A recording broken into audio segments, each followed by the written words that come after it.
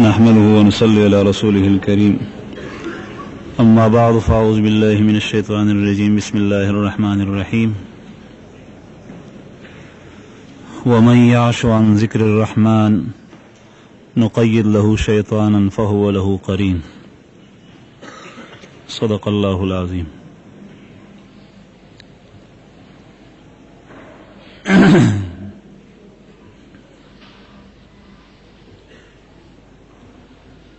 عزیزانو او عزتمنو مسلمانانو، دا کائنات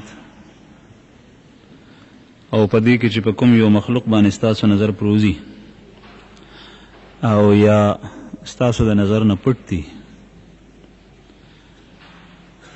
هر یو شی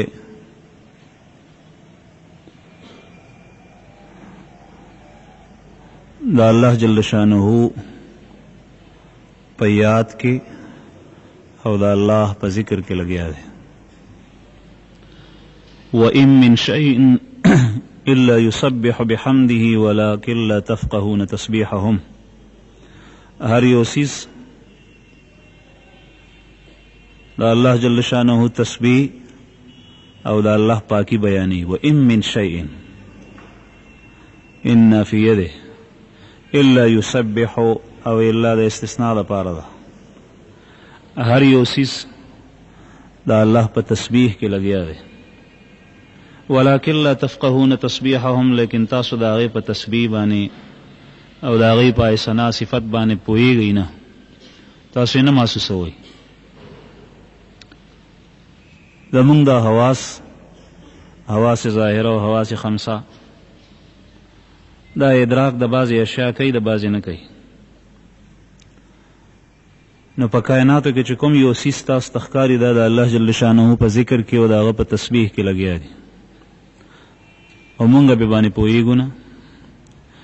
کل قد علم صلاته و تسبیحه، هر یو شی هغه خپل مونځ پېژني چې زه به د الله بندګي او د الله جل شانه طاعت او داغه فرمان وړل به زه څنګه کوم، و تسبیحه او د الله جل شانه تسبیح به زه څنګه بیانوم. هر یو شی که هغه جاندار دی که هغه بیجان دی، دا د الله جل شانه ته د عبادت او د هغه د بندګۍ او د هغه د تسبیح طریقه پیژني. الله پاک ورته الهام کړي د هغه څه کوي، موږ پې نه پوهېږو.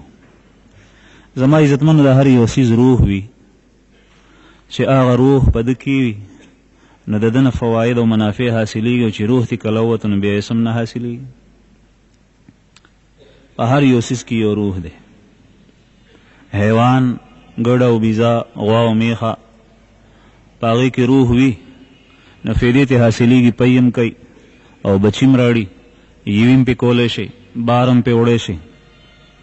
او چې کله ترې روح ووتو نو که څه به کړي دي وي خو وخت یې په کار راله او بس، او که څه به کړي دي نه وي مرداره شوه نو بیا یې هېڅ په کار نشي راوستی، ختم. اوبه چې په سیند کې بهیږي یا لوی تالاب کې پرتې دي، د دې خپل روح دی چې هغه روح پکې وي نو دا د څکلو قابل دي او دسم پې کولی شي، لامبل هم شي پې باندې. او چې کله ترې هغه روح ووته اوبه مړې شوې، بدبویې شوې، نجس شوې، څښا شوې، نو بیا یې نشي څکلی. او چې کله نجس وي نو بیا یې په استعمال نشي راوتی، د اودس لپاره هم د غسل لپاره هم. چې کوم یو شی چې د هغې نه خپل مقاصد په کوم یو کیفیت او شان کې ادا کېږي نو دا د هغې دنیوي روح دی، او چې کله هغه مقاصد او منافع فوت شي نو دا بیا مړ شي. تاسو وګورئ قرآن کریم کې الله جل شانه کافر او مشرکینو ته د امواتو سره او د موتا سره ذکر کړي دي هغوی، او د هغوی دغه اعضا چې هغوی پې اورېدل کوي او هغوی پې باندې ویل کوي او هغوی پې باندې لیدل کوي، دغه نسبت یې ورته کړی دی او ګونګیان او ړانده او کاڼه یې ورته ویلي دي. ولې؟ د کوم مقصد دپاره چې الله جل شانو انسان پیدا کړو چې هغه مقصد د ده نه حاصلېږي نو بیا دا مړ دی. او قومونه په حیثیت د قوم چې د پیغمبر خبرې نه منلي او په صراط مستقیم تګ نه دی کړی نو هغه مړه دي او هغه په مړو سره یادېږي. نو زما عزتمنو د هر یو سیس روح دی. دا کائنات، دا ځمکې، آسمانونه، نور او سپوږمۍ، نباتات او جمادات او حیوانات، ونې او بوټي، دریابونه او سیندونه، دا څومره اشیا چې تاسو وینئ، نو د دې ټول کائنات روح د الله جل شانه یاد، د الله ذکر او د هغه بندګي ده. دا په خپلم کوي او انسان هم د الله په بندګۍ کې لګیا وي، نو دا کائنات ټول آباد دي. او چې کله ترنه دا روح ووتو نو بیا به دا کائنات ختم شي. دا ځمکه به نه وي، بیا دا اسمان به نه وي، دا انوار او سپوږمۍ به نه وي. حدیث مبارک ته نبی کریم صلی الله علیه وسلم فرمایي لا تقوم الساعة حتى يقال في الارض الله الله. تر هغې پورې به قیامت نه قایمیږي تر څو پورې چې په ځمکه کې الله الله ویلو والا څوک وي. دا د کائنات روح دی. او تاسو په احادیثو کې ویلی دي یا به ووایئ چې کله په مخ د ځمکه باندې د الله جل شانه نوم اخیستو والا څوک پاتې نه شو، قیامت به په داسې خلکو باندې راځي چې هغه به سره کافري، په هغې کې به مسلمان یوم ني، په الله باندې به ایمان راوړونکي یوم ني، داسې خلکو باندې به قیامت راځي. مسلمان او مؤمن دا به د قیامت د راتلو نه مخکې مخکې الله جل شانه اغشتی دی، به قیامت ته نه پاتې کېږي. قیامت به په هغه خلکو باندې راځي چې د هغوی به الله جل شانه بلکل هیري، هغوی به په غفلت کې پراتی، کفر و شرک به مبتلای، او هغوی کې به د دنیا معصیات او ګناهونه او خرابۍ ټولې پرتې وي، په هغوی به قیامت راځي. نو د کائنات روح د الله جل شانه یاد، د الله پاک ذکر او د هغه بندګي ده. دغسې زما عزتمندو چې کله د انسان د الله جل شانه بندګي او د هغه یاد او د هغه ذکر کوي نو دیم ژوندی دی د الله په نږدې، او که دا پکې نه وي نو بیا مړ دی. د ذکر یو معنا خو عام ده، هغې کې مزم داخل دی، روجم پکې داخل ده، د بندګۍ چې څومره احکام دي هغه ټول پکې داخل دي. یو د ذکر معنا خاص ده، اصطلاح د شرع کې ذکر د الله جل شانه تحلیل، تسبیح، تقدیس، تحمید، د الله حمد بیانول، د الله پاکی بیانول، د الله پاک لویی بیانول، لا اله الا الله ویل په اصطلاح کې ذکر دی ته وایي. ځکه چې څومره محدثین دي هغوی چې کوم ځای کې باب د ذکر قایم کړی دی، کتاب الادعیه او الاذکار، نو په هغې کې دغه لا اله الا الله، سبحان الله، الحمدلله، الله اکبر، دغه احادیث او روایات دي، تاسو یې وګورئ. د قرآن کریم په دې آیت کې الله جل شانه فرمایي چې کوم ستاسو په وړاندې ما ولوستو ومن یعش عن ذکر الرحمن نقید له شیطانا فهو له قرین. کوم سړی چې هغه ژوند تیری عن ذکر الرحمن، عن د اعراض دپاره راځي او د مخ ګرځولی وي د الله جل شانه د یاد نه، د رحمان د یاد نه. ژوند تیری خو داسې تیری چې د الله یاد پکې ني، د رحمان ذکر پکې نه وي، په دې شان باندې د ژوند تیری نقید له شیطانا فهو له قرین، په ده باندې موږ مسلط کو یو شیطان، فهو له قرین، دا شیطان بیا د ده ملګری.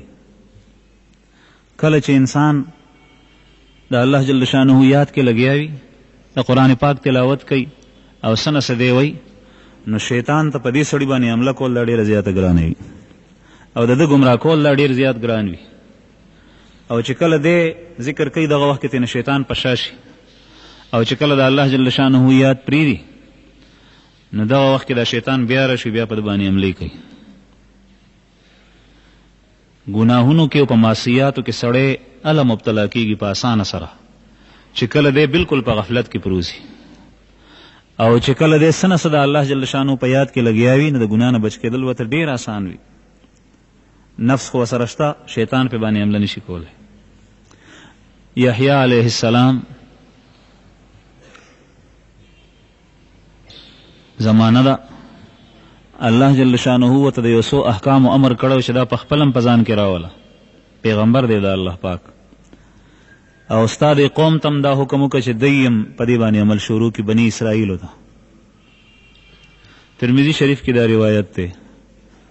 عیسی علیہ السلام هم دغه وخت کې موجود ده. دا حدیث مبارک نبی کریم صلی الله علیه وسلم بیانوي. عیسی علیہ السلام وته وایي چې تا ته الله جل شانه د کوم خبرو امر کړو نو یې تو وایه کته نه وی غنیځي وي. یحیی علیہ السلام وته وایي چې نه زی وي که چېرې ما بیان نه کړ نو الله جل شانه چې کوم ماته منصب حواله کړی دی په هغې کې به فرق راشي او الله پاک زمانه ناراض نشي.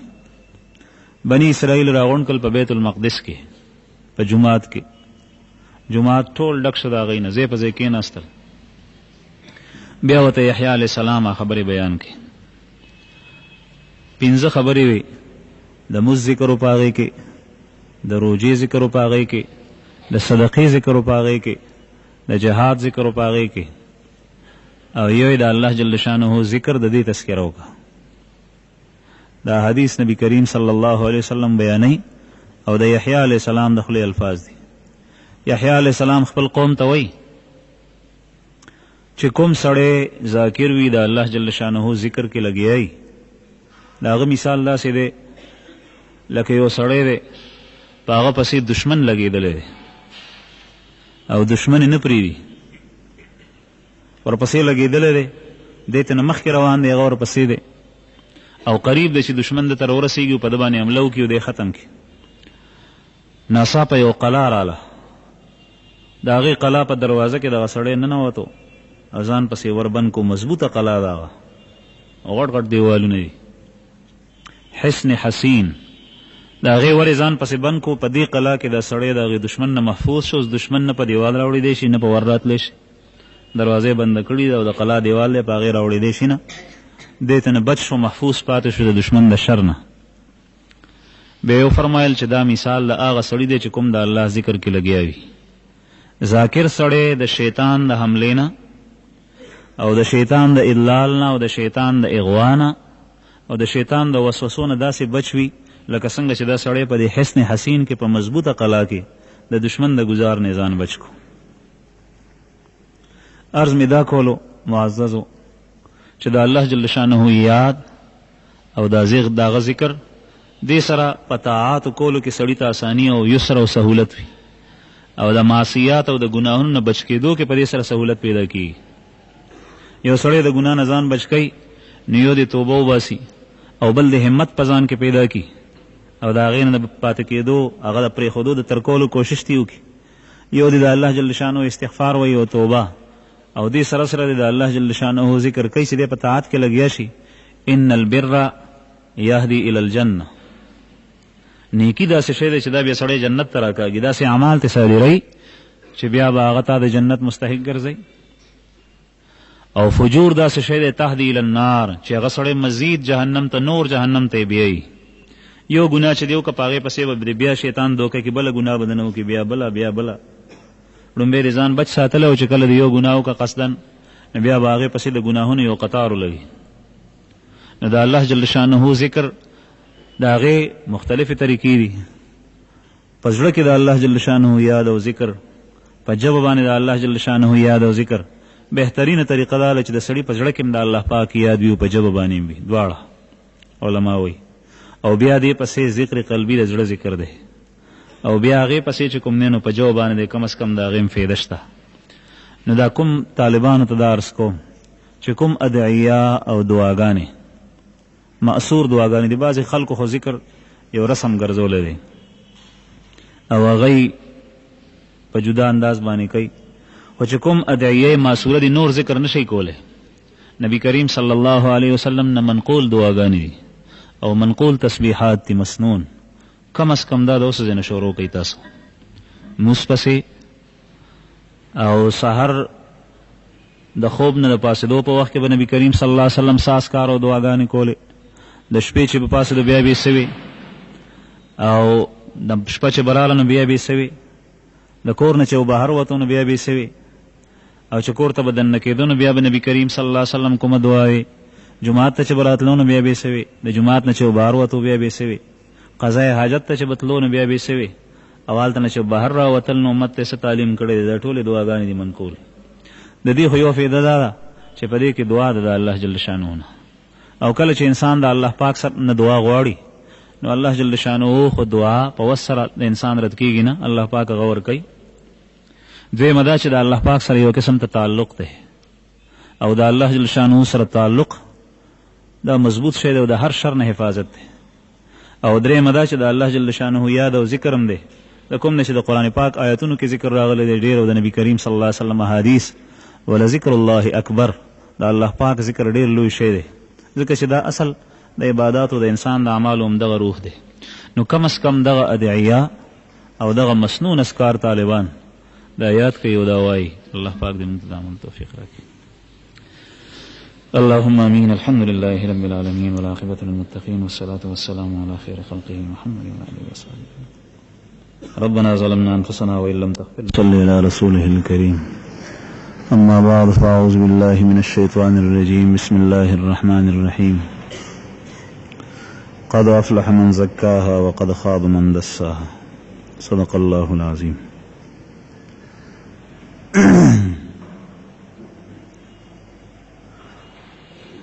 اللہ جل شانہ فرمائی یقیناً کامیاب دے هغه کس چې چا د دې خپل نفس تزکیه وکړه او د مانچ کو صفائی کو.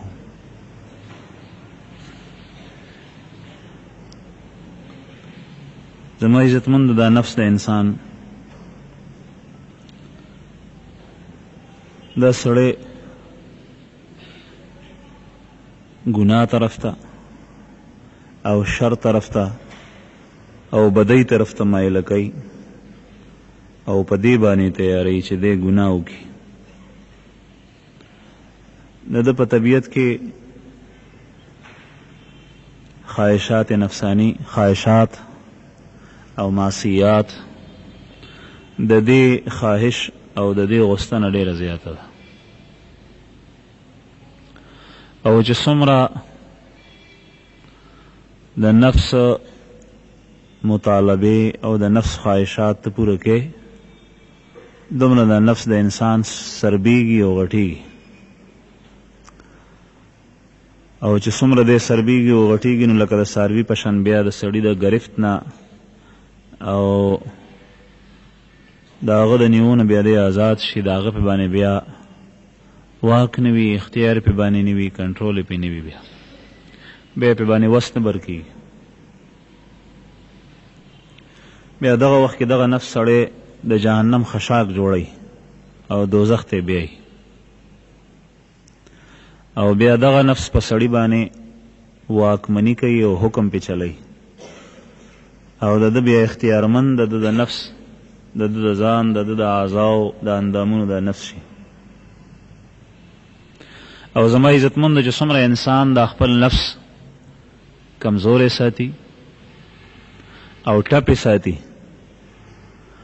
دومره په باندې بیا د سړی په خپله بر وي په نفس باندې، او دومره بیا په نفس کې خواهشات نه راپورته کېږي، او دومره سړی د ګناه نه او د معصیاتو نه بیا بچ کېږي چې څومره نفس د ده مغلوب وي، دی پې زورور وي، نفس پې باندې کمزوری وي، دومره د ګناه نه بچ کېدل بیا آسان. او ګناه داسې شی دی چې دا انسان جهنم ته بیایي، او د ګناه نه بچ کېدل او نیکۍ اختیارول داسې څیز دی چې انسان جنت ته بیایي. نو نتیجه دا راووته چې څومره سړی خپل نفس سربی او تیاری او غټی دومره دی جهنم ته نږدې کېږي، او جهنم ته د نږدې کېدو اسباب ډېری او د جنت نه لرې کېږي. او چې څومره سړی د نفس تزکیه کوي او دا کمزوری کوي او ده ته واګې اچوي او په خپل تصرف کې ساتي او دی په باندې غالب وي، نفس مغلوب وي، نو دومره بیا انسان د جهنم نه لرې کېږي او جنت ته نږدې کېږي. دغه د نفس د تزکیې مختلف صورتونه دي. یو دا ده چې په انسان کې تواضع وي، چې کله په سړي کې تکبر راله دومره د نفس غټیږي، او چې کله پکې تواضع راله عاجزي نو دومره نفس مغلوبه کیږي او کمزوری کیږي. نبی کریم صلی الله علیه وسلم حدیث مبارک ته من تواضع لله رفعه الله، چا چې د الله د پاره تواضع اختیار کا او عاجزی وکا نو الله جل شانه دغه کس پورته کوي. بیا دې سړي ته په نفس غلبه حاصلوي او الله پاک دغه کس بیا معزز او مکرم او محترم ګرځي. او چې کله انسان تکبر کو نو تکبر سره سړی جنت تم نه داخليږي او د الله جل شانه په نږدې باندې دغه کس مبغوز وي.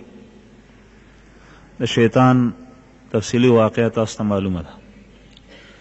زما عزتمند دغه تواضع دغه عاجزي دا په ډېرو څیزونو باندې پیدا کیږي. یو په دې کې خدمت دی چې کله په انسان کې د خدمت ماده وي، د خپل ځان خدمت او د بل خدمت، په دې کې په سړي کې عاجزي راځي او تواضع پکې راځي. او چې په کوم یو انسان کې دا ماده وي چې دی د بل خدمت وکړي، دومره دی د شیطان او د نفس د جال نه او د هغې د چالونه دی لرې او الله پاک محفوظ ساتي. او نفس دومره ټپیږي او کمزوری کیږي او مغلوبه کیږي. او چې څومره په انسان کې لویي تکبر دا پیدا کیږي، دومره نفس غټیږي او د نفس په ده باندې بیا غلبه حاصله شي. بیا ټولې واګې د نفس په لاس کې ورکړي وي چې کوم طرف ته هغه بیایي یا په لدیزي روان وي. بیا او نفس انسان خیر ته نه بیایي. نفس ویل کېږي هغه څیز ته چې ستا دننه په بدن کې پروت دی او تا دی په ګناه باندې اماده کوي او په غلطو کارونو دې تیاروي، ته ستا نفس وایي. زما عزتمندو دغه خدمت دغه نفس کمزوری کوي او نفس مغلوبه کوي. نبی کریم صلی الله علیه وسلم په خپله مونږ ته دغه تعلیم را کړی دی او صحابه په هغې کې د دې خبرې ماده چولې ده پیدا کړې ده. تاسو د نبی کریم صلی الله علیه وسلم د خپل خوب پیغمبر په باره کې د هر چا غټې غټې خبرې یادي او تاسو به دا اورېدلي چې نبی کریم صلی الله علیه وسلم به خپل کارونه په خپله کول او خپل کور کې بدن نه د هغې معمول سو. حضرت عایشه رضی الله عنها ام المؤمنین نه یو کس تپوس کوي تابعي چې ام المؤمنین پیغمبر علیه السلام به کور ته رادن نشو نو کور به بیا وخت څنګه تېرولو؟ هغه ورته وایي چې هغه ستاسو په شان یو بشر و انسان او لکه څنګه چې سړی خپل ضروریات هغه پوره کوي او په کور کې کله لاس ښکته کي یو کار دپاره او د کور د خلکو سره امداد او تعاونو کې دا به کول، تر دې چې پیغمبر علیه السلام به لنګه ګډه او بیزه دا په خپله باندې لشله، د هغې نه به پی په خپله رایستل او کله به جامې مثلا اوشلې دي چېرته به هغې ته پیوند لګولو یا به ګنډلو یو دوه ټکه به ورکول نو هغه به یې په خپله کول، او کله به پیزار اوشلېدو نو هغه پیزار به یې په خپله ګنډلو، او کله به خپلې کپړې کتې چې ماته ته د چا نه سپږنې راختي. نبی کریم صلی الله علیه وسلم په خپله په طبیعت کې نظافت او صفایي ډېره زیاته وه او په صفا کپړو باندې دغه شی د ورایه بیا ښکاري. نو دا ټول کارونه به نبی کریم صلی الله علیه وسلم په خپله کول. په یو موقع باندې په سفر کې نبی کریم صلی الله علیه وسلم سره صحابه دي، مشهوره واقعه ده، او صحابو په یو ځای کې پړاو واچولو. پیغمبر علیه السلام هم د پخلی انتظام کېدو کارونه په خپله کې تقسیم کړل. نبی کریم صلی الله علیه وسلم په خپله وفرمایل د خپلو ملګرو خدمت، حالانکې خاتم الرسل او افضل البشر او د ټولو انبیاء کرامو سردار او په خپل لاس باندې کار کوي، دا هغه تواضع وه. پیغمبر علیه السلام د غزوه خندق په موقع لکه څنګه چې نورو صحابو خندق کنستو او کارونه یې کول، پیغمبر علیه السلام کار کولو. یو صحابي رالو او هغه شکایت وکړو چې یا رسول الله د لوږې نه مې حالت ډېر زیات خراب دی، او په عربو کې دا دستور چې کله به ډېر زیات وږی شو ډېر زیات هغسې لوږه خو مونږ لیدلې نه ده چې ډېر به وږي شول نو بیا به یې خېټې پورې کاڼي تړل. نو یو صحابي رالو هغه د خپل صادر پورتنی کمیس دا پورته کوي چې یا رسول الله خېټې پورې مې کاڼې تړلی دی لوږې نه. نبی کریم صلی الله علیه وسلم د هغه د تسلی دپاره ورته کمیس مبارک پورته کو. نو پیغمبر علیه السلام خېټې پورې د یو په ځای دوه کاڼي تړلي. دا هغه تواضع او عاجزي چې د کوم تعلیم نبی کریم صلی الله علیه وسلم مونږ ته راکړی په مونږ کې دا شی نن سبا نشته، مفقود دی. او د دې نقصان دا دی چې په معاشره کې انتشار تفرق وي. هر یو پورتنی کس که هغه افسر دی که هغه هر یو چې دی خپل لاندې کس ته چې کوم دی نو په سپک نظر ګوري، هغه سړی نه ګڼي، او هر یو لاندې کس چې کوم دی نو هغه بل ته ټیټېږي. او دا تواضع نه ده، دا تملق دی چې دا په شریعت کې مضموم دی. د دې وجې نه چې دا سړی ما ته دنیایي نقصان راونه رسوي. که چېرې دا شی نه وی نو بیا به هغه زمانه چې کوم د حضرت عمر رضی الله عنه د صحابه وه چې هغوی به کله څه خبره کوله نو بیا هغه به حق وینا وه، نو داسې به معنی نه ګرځېدو چې یاره دا سړی به زما په دې خبره باندې بد وګڼي. عرض مې دا کولو چې په نبی کریم صلی الله علیه وسلم کې پخپله او په صحابه کرامو کې پخپله تواضع وه. او دغه شی په امت کې بیا په اسلافو کې او نیکانو خلکو کې راغلی دی. رستو زمونږ په اکابرینو کې په هندوستان کې یو عالم تیر شوی دی. د دې تواضع د عاجزۍ او د خدمت ډیر زیات اثر وي. کله په ډېرې وینا باندې یو کار نه کیږي او سړی واز او نصیحت نه قبلوي، لکه څنګه چې په عملي کار باندې او په دغه عاجزۍ او تواضع باندې یو سړی متاثر کیږي. د صحابو اوږده بیانات نو، د هغوی ډېرې خبرې نه وې، د هغوی د خولې چالاکي نه وه، هغوی کې تکلفات نو. خو چې کله به یو صحابي یا د صحابو جمع او پنډه چاولي ده په هغوی به نظر پرېوت او لږ به هغوی سره نږدې شول نو د هغوی نه متاثره کېدل. وجه څه وه؟ هغوی په عملي ژوند کې قدم ایښی. نو دغه د هندوستان یو عالم دی، یو بزرګ دی، زمونږ په اسلافو کې اکابرینو کې دی. په هندوستان کې په ریل ګاډي کې په اور ګاډي کې سفر کولو، په ګاډي کې د سره په سیټ باندې یو هندو ناست دی. ګاډی روان دی، دغه هندو ته د قضای حاجت ضرورت پیښ شو، د بیت الخلا او د ټټۍ د استعمال. هلته نه په دې خیال باندې راپاڅېدو په روان ګاډي کې په ګاډي کې دا څیزونه وي، او چې کله ټټۍ ته رالو بیت الخلا ته نو ویې کتل هغه داسې سخا او ګنده پرته وه، په هغې کې د ناستې شان نو. د هندو واپس لاړو او بیا خپل سیټ باندې لاړو کېناست. دغه مولانا صاحب چې کله دی وکتو پوه شو باندې هغه چې دی خو د رفع ضرورت دپاره تلی و او دی واپس دغسې رالو. هغه نه تپوس کوي ولې چې ته خو زر رالې؟ هغه هندو ورته وایي چې هلته هغه ټټۍ ډېره زیاته سخا ده او هغې کې د دننه کېدو شان نشته. دی وایي چې ښه. لږ ساعت پس دغه مولانا صاحب په خپله باندې پورته شو او هغه ټټۍ ته لاړو، دروازې ځان پسې بند که، اوبه په هغې کې وې او اوبه یې را پرېښوې، د لوښې ډکولو او په هغې ټټۍ کې اړول، په خپله باندې هغه ټټۍ ټوله صفا کړه چې څومره ځای ګنده وه هغه ټول یې صفا کړو.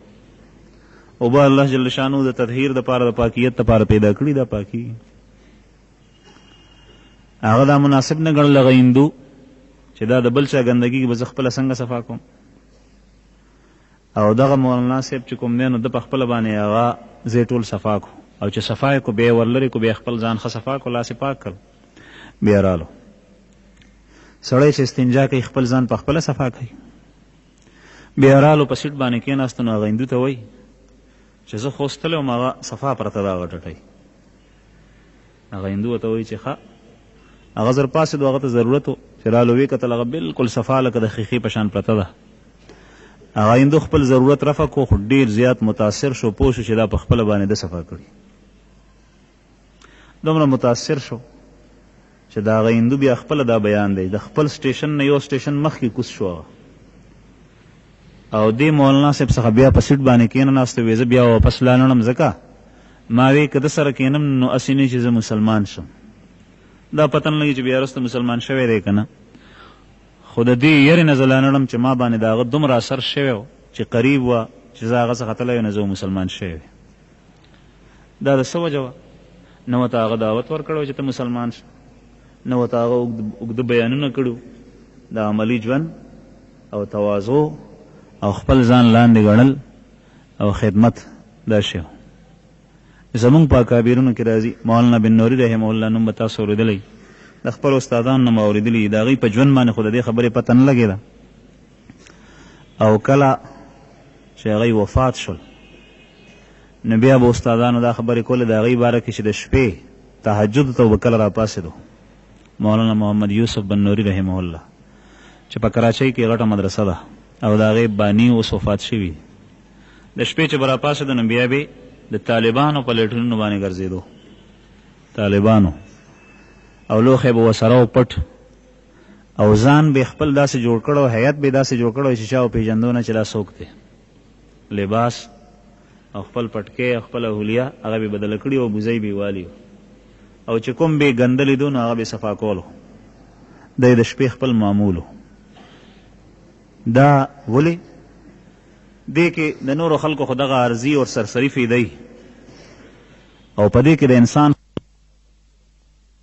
شو دی بیا ته دی په ګناه باندې تا نه آماده کوي او نشي تیارولی، او چې بیا د ده نه څه کار اخلي چې په کله په خپل ګریف کې والو نو بیا دی هغه کار کوي. نو عرض مې دا کولو زما عزتمند نبي کریم صلی الله علیه وسلم فرمایي سړی دا ونه وایي چې دا داسې دی دا داسې دی.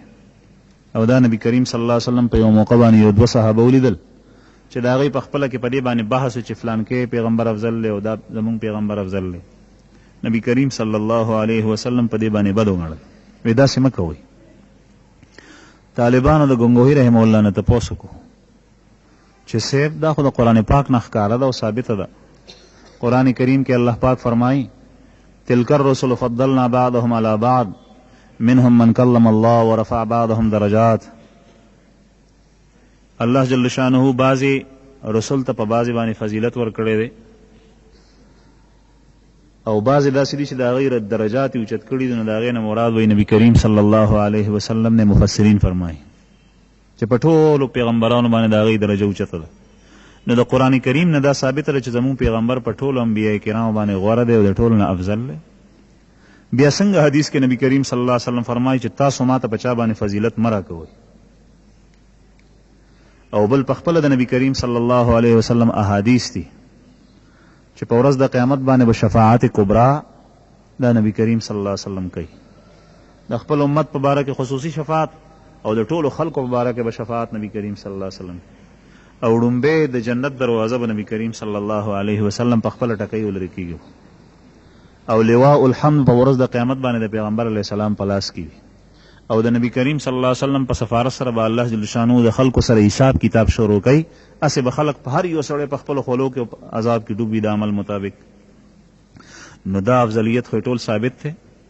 نو دې حدیث کې د دې حدیث مبارک مطلب څه دی؟ مولانا ګنگوهي رحمه الله ورته وفرمایل چې کوم سړی څومره د الله جل شانه په نږدې باندې معظم وي او غټ وي او لوی وي نو دومره هغه خپل ځان د نورو خلکو نه لاندې ګڼي. د هغه وینا دا وي. دغه یو ټکی یې وکړو. طالبان وایي چې زمونږ په سمج کې رانلو موږ پې باندې پوه نه شو. بیا مولانا ګنگوهي رحمه الله طالبانو ته ووایي چې تاسو ته چې زه یو خبره وکړم نو زما خبره تاسو منئ. ورته ویې چې یاو تپوس یې وکړو چې تاسو ما څنګه ګڼئ د خپل مقابله کې؟ وی موږ تا غوره ګڼو ځکه چې یو استاذ او شیخ او حدیث یې ورته وی او ډېر لوی بزرګ و. بیا یې ورته وفرمایل که ما یو خبره تاسو ته وکړو په هغې باندې ما قسم وخوړو نو بیا به سي هغه به تاسو منئ؟ طالبان ورته وایي چې په دې کې څه شک دی چې قسم تاسو وخورئ بیا خو په هغې کې د دروغو بلکل شیبه او احتمال هم نه وي. نو مولانا ګنگوهي رحمه الله ورته فرمایي چې والله بالله په خدای مې قسم وي چې په تاسو کې هر یو کس زه د خپل ځان نه یو زر ځله سیوا افضل او غوره ګڼم، او زه تاسو ټولو کې د هر یو کس نه خپل ځان زر والې لاندې ګڼم. دی اووې طالبان په چغو شول، په جوړا شول او دی اووتو بار. او بیا چې کله سهار رالو نو بیا یې ورته ویې چې څنګه پرونۍ خبره مو په مزغو کې کېناسته ویې چې یو.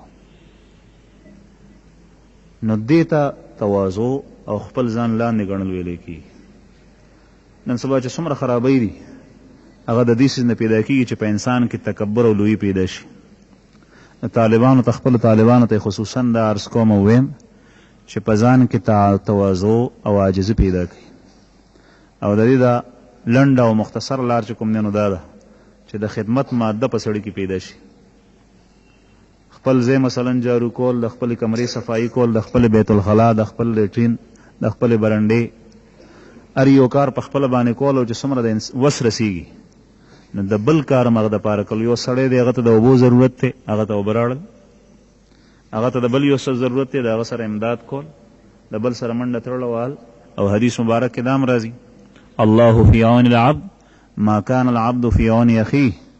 الله جل شانه د بنده امداد کوي او د هغه ضروریات پوره کوي تر څو چې دغه بنده د بل مؤمن مسلمان رور ضروریات او د هغه حاجات پوره کولو کې لګیا دی. نو الله جل شانه دې زمونږ تواضع او عاجزي نصیب کړي او په الله پاک دې مونږ الله جل شانه دې په مونږ ټولو کې د خدمت ماده پیدا کړي. دعا غواړو. أما بعد فأعوذ بالله من الشيطان الرجيم. بسم الله الرحمن الرحيم. والذين جاهدوا فينا لنهدينهم سبلنا وإن الله لمع المحسنين. صدق الله العظيم.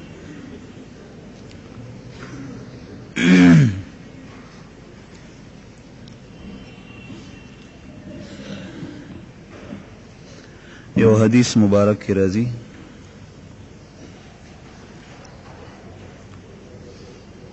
چې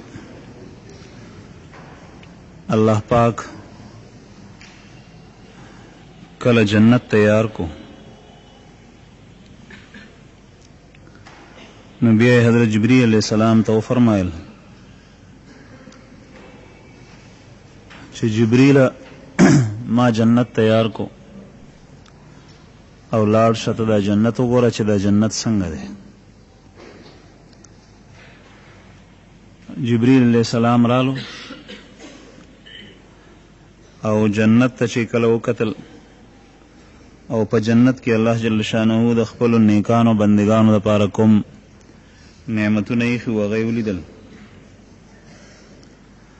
نو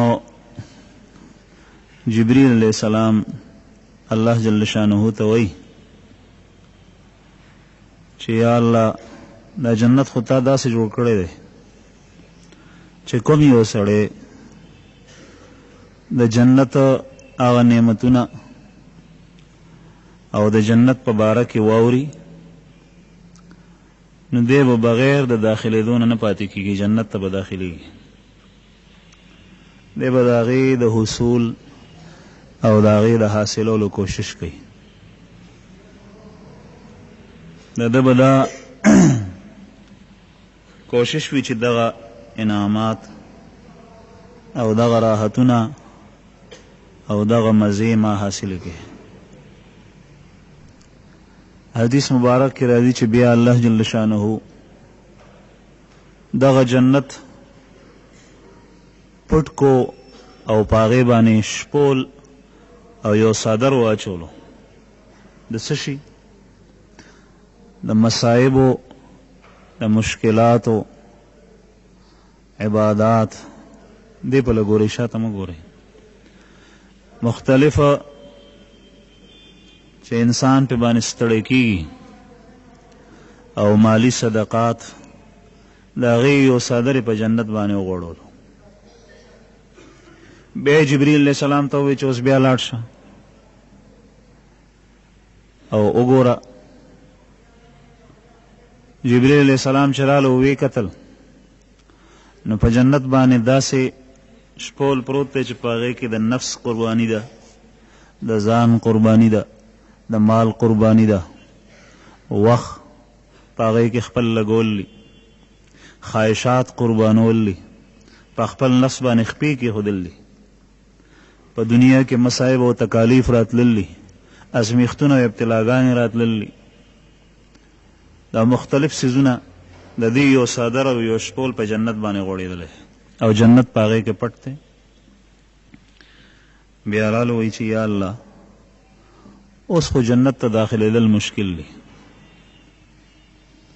ځکه چې دغه قربانۍ او دغه مصائب او دا مشکلات او دا تکالیف او دا خواهشات قربانول دا د هر چا د وس خبره نه ده.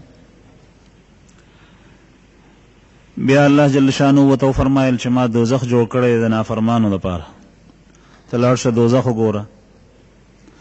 دوزخ چې کله جبرئیل علیه السلام وکتو او په هغې کې کوم اورونه بلیدل او په هغې کې کوم عذابونه او سختۍ وې هغه یې ولیدې، نو وایي چې یا الله دا دوزخ کو تا په دې شکل باندې او په دې انداز باندې جوړ کړی دی چې کوم یو سړی هم د دوزخ دا مصایب واوري چې هغه په قرآن پاک کې هم ذکر دي او په احادیثو کې هم د نبي کریم صلی الله علیه وسلم شته، او دا ټول د ویلو څیزونه دي. خصوصا طالبانو ته زه عرض کوم کتابونه چې په هغې کې د جنت احادیث راغونډي، د احادیثو په کتابونو کې ټولو کې تقریبا شته، چې کوم کې تاسو ته سهولت وي جنت کې الله جل شانو سیخي دا ووایي، او په دوزخ کې الله جل شانو کوم قسم ته عذابونه پراته دي دا ولولئ. دا دي دپاره چې په دنیا کې سړی ووایي دا نفس خو تکلیف نشي برداشت کولی، دته چې ووایي چې دا کار دی وکړو دا عذابونه به در باندې راځي او دا سختۍ دي دې ځای ته به ځې نو دی بیا یریږي رستو کېږي د هغه کار کولو نه. نو دا ډیر مفید دی او مؤثر دی. نبی کریم صلی الله علیه وسلم د احادیثو یو ذخیره په دې کې ده، جنت په باره کې، د جنت خوراکونه، د جنت استوګنه، د جنت لباس، د جنت وخت، د جنت هغه مزې او خوندونه موږ سره وخت نشته چې وی وایو، او د دوزخ هغه عذابونه، د دوزخ طبقې، د دوزخ سختۍ، د دوزخ اور څنګه دی، په هغې کې مصایب او تکالیف څنګه دي، دا ټول د ویلو څیزونه دي. بیا چې کله جبرئیل علیه السلام دا وکتل نو وایي چې یا الله دا دوزخ خو په دې شکل باندې تا جوړ کړی دی چې کوم یو سړی د دوزخ دا څیزونه واوري نو دی به دوزخ ته نه ځي، د دوزخ نه به ځان بچ کوي، ځکه چې دا څوک برداشت کولی شي دا سختۍ. بیا الله جل شانه دغه دوزخ دا پټ کو په څه باندې؟ په دې باندې یو څادر وغوړولو د انسان نفسانی خواهشات، ارمانونه، تمناګانې، آرزوګانې چې کوم د سړي په زړه کې راپورته کېږي، مختلف قسم خواهشات د انسان په زړه کې راپورته کېږي، د نشو خواهش، د زنا لذت او خوند د هغې خواهش، د حرام مال د حاصلولو خواهش، د فلم بینۍ خواهش، د سترګو تلذذ چې په کومو معصیاتو او ګناهونو باندې حاصلیږي دا د نفس یو خواهش دی، غوږونه چې کوم قسم اوازونه اوري او په هغې کې دته خوند او مزه محسوسیږي غوږونو ته دا یو خواهش دی، خوراک چې په کومو څیزونو کې حاصلیږي او دا څیز حرام او ناجایز دی د هغې خوړل دا یو خواهش نفس دی، په سترګو باندې چې کوم یو څیز ویني او سړي ته لذت او فرح او سرور حاصلیږي او نفس پې خوشحالیږي دا یو خواهش دی. دا خواهشات د دې یو صادر حدیث مبارک کې راځي چې الله جل شانو په دې دوزخ باندې واچول، او چې کله یې په دې کې دوزخ پټ کو بیا جبرئیل علیه السلام ته وفرمایل چې دوکه اوس لاړ شه اوس دوزخ وګوره. چې کله یې بیا دوزخ وکتو جبرئیل علیه السلام وایي چې یا الله اوس خو مشکل ده چې د دوزخ نه یو سړی چې دې ته وګوري دې خواهشاتو ته نور یو په دې کې نښلي، لکه څنګه چې ماشومان چرچڼې ته په کړکۍ کې د غنمو دانه، د جوارو دانه، د اوربشو دانه کیږي او نوره یې پټه کړي وي او دغه مرغۍ یو چرچه رڼا شي په هغې دانه باندې ټونګه ولګوي پکې راګیره شي، یا مئی ته یې په کونډه کې په دام کې اوړه ایښي دي یا بل یو شی ورته اچولی د هغه د خوراک او په هغې باندې هغه رالو پکې ونښتو. دغسې چې کوم خلک خواهشاتو پسې ځي او د خپل خواهش اتباع کوي او په هغې پسې روان وي او هغې لیوني کړي وي نو دا خلک به په دې کې نښلي اوس او د دې نه بچ کېدل ډېره ګرانه. دا حدیث مبارک ته عرض مې دا کولو چې زما عزتمندو دا دنیا کې چې الله جل شانه مونږ او تاسو ته کوم ژوند درکړی دی زندگی او په دې باندې د جنت ته دخول دا مرتب کړی دی الله پاک په دې ژوند د دنیا باندې. دلته څه اعمال کولی او یو قسم ته ژوند تیرول لی چې بیا سړی د دې جنت ته داخلېدو مستحق ګرځي. خو په دې کې انسان به خپل خواهشات قربانوي. په زړه کې چې د انسان کوم خواهش او کوم ارمان راپورته کېږي په هغې باندې به پل کې د خپه هغه به دباوې، هغه به لاندې راولې، هغه مغلوب کې، بیا به جنت ته ځي. دغه څادر پې باندې دی او د دغه شپول نه به پورې وځي.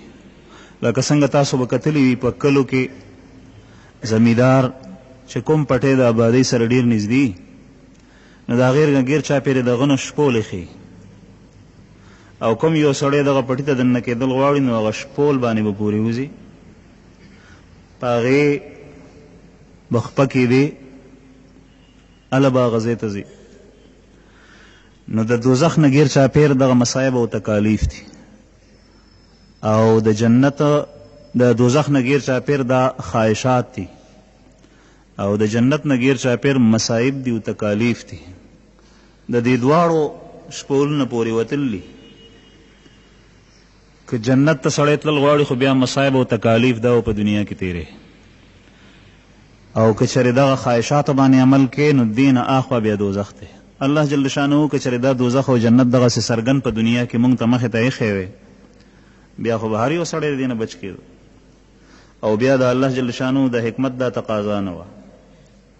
هغه دا غواړي چې کوم یو سړی عقلمند دی، هوښیار دی او دی په سترګو باندې نه ویني خو دی ځان بچ کوي.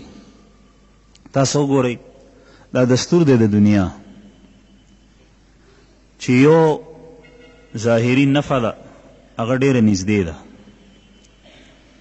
او په دې پسې بیا مصیبت او تکلیف را روان دی، هغه د همیشه تکلیف دی، ابدي دی، دایمي دی او هغه ډېر دی هغه تکلیف. د دې ظاهري او نږدې لږې نفع دپاره سړی د ابدي تکلیف او مصیبت نه اجتناب کوي. یو څیز دی مثلا د خوراک شی دی او هغه خوند کوي د هغې خوړل، خو چې کله تا وخوړو هغه تا ته نقصان در کوي او خېټې ته او کلمو ته دې لاړو نو ته د هغې سر په وجه باندې بیا مرې او د هلاکت خطره ده. د هغې نه سړی اجتناب کوي، هغه شی نه خوري. دغه ظاهري لذت او خوند دا پرېږدي او دې پسې چې کوم همیشه او مضبوط او کلک تکلیف دی د هغې نه اجتناب کوي او ځان ساتي.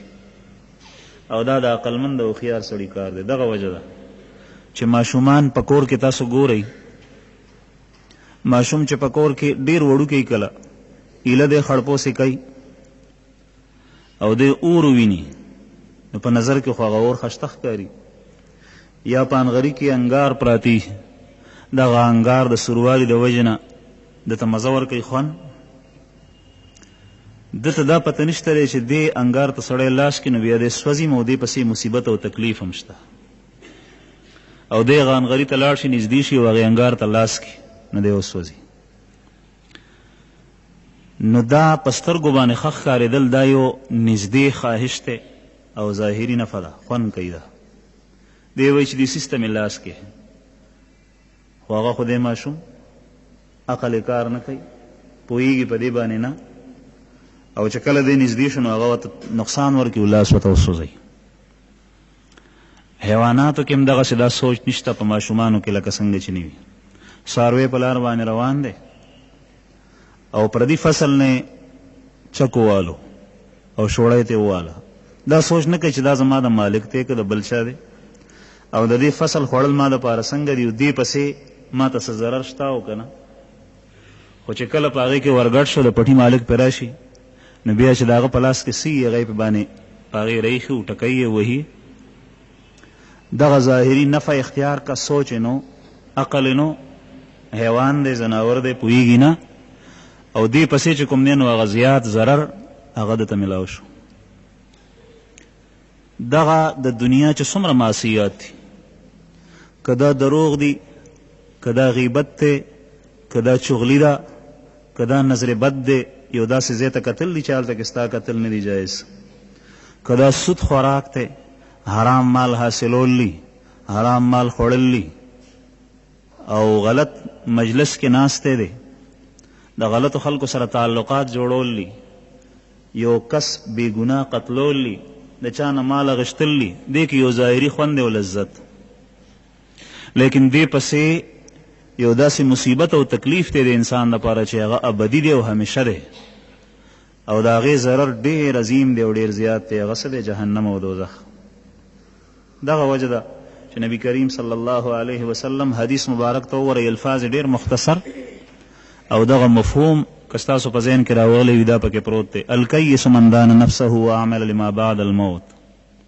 هوښیار، عقلمن او زیرک او ذهین سړی په دنیا کې هغه دی من دان نفسه چې د خپل نفس سره محاسبه وکړو، سوچ یې وکړو چې تا څه وکړل، څه دې ونه کړل، دا کار د کولو که د کولو نو، دا کوم کار چې ته کې داسې کول په کار دی او که نه، د دې نقصان څه دی او فایده یې څه ده، دغه حساب ورسره وکړي د نفس سره. وعمل لما بعد الموت، او د مرګ نه پس کوم ژوند په ده باندې را روان دی د هغې دپاره عمل وکړي. دا ولې؟ دا هوښیار ځکه دی چې دی هغه ظاهري لذت چې هغه ظاهري دی د لږ وخت دپاره دی، د یو څو ساعاتو لمحاتو دپاره دی، د یو څو ورځو دپاره دی، هغه دی پرېږدي او دی هغه ابدي لذت چې کوم دی نو هغه حاصلوي. والعاجز من اتبع نفسه هواها وتمنى على الله الاماني، او کمقل بیوقوف سړی هغه دی چې کوم سړی خواهشاتو پسې روان شي، دروغ ووایه پکې خوند دی، غیبت پکې وکړه پردی وکړه پکې خوند دی، چغلي د چا په سر باندې وخوره، دوه کسانو جنګوه مزه کوي، حرام مال وخوره پکې یو لذت دی خوند دی، په دې سترګو باندې د حرام سیز وګوره چې کتل ناروا دي ناجایز دي پکې یو لذت دی خوند دی، په دې غوږونو باندې دا ګانې او دا سندرې او داسې اوازونه واوره چې په هغې کې لذت او خوند دی. دې ته نبي کریم صلی الله علیه وسلم دغه کس ته کمقل بیوقوف عاجز ویلی دي. او یو سړی چې دغه لذات او خواهشات ظاهري دا قربان کی، دې پسې عظیمه نفع را روانه ده، هغه حاصله کي، دا عقلمند دی. یو سړی بیماري، د یرقان د بیمار دپاره چرګه دا نه ده چې د زیړي مرض پې لګېدلی، دته حکیم او ډاکټر وایي چې دا مه خوره، که دا دې وخوړه نو کیدی شي چې ته د دې بیمارۍ نه بیا هلاک شي.